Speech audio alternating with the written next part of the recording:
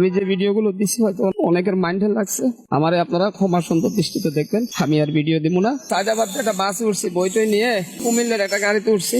ওটার পরে আমার ওখানে নামাই দিছে। ওখানে নামা দেওয়ার পরে আমি একটা চায়ের দোকানে মালটা রেখে একটু চা খাইতেছিলাম। এমন সময় আমার চিনছে কয়েকজন, চিনে এক কথায় দুই কথায় ইচ্ছা মতো গালি গালাজ করে, আমার মেসেঞ্জার আছে, প্রমাণ আছে, আমি দেখাবো। আমার আজকে পাইছে ভাই, ইচ্ছা মতো মারছে। ওখানে ভাই দোকানদার ছিল, ওই জন্য আমি ওখানে যাই, আপনাদের দেখাবো। দোকানদারও আছে, ওরা কারা আমি ওকে নাম ঠিক জানি না। ওরা বলতেছে ওরা মাথা পাঠাইস না, বেলাট বাইর করিস না, খালি চোরা মার দে। আমার ঘুষে লাঠি কি মানে লাঠতে আমার ভাই ফিরে গেছে ভাই। আমি সারা দেশের মানুষের কাছে এটা বিচার চাই ভাই। 5-7 জন ছিল ভাই। আপনাকে কেন মারলো? আমাকে ওরা মারছে, হকারের বাচ্চা টোকাই কই আয় সে আমার ঘরে এক মুঠ চাউলে আমার সংসারটা চলো না ভাই। এটাই আমার শেষ ভিডিও ভাই।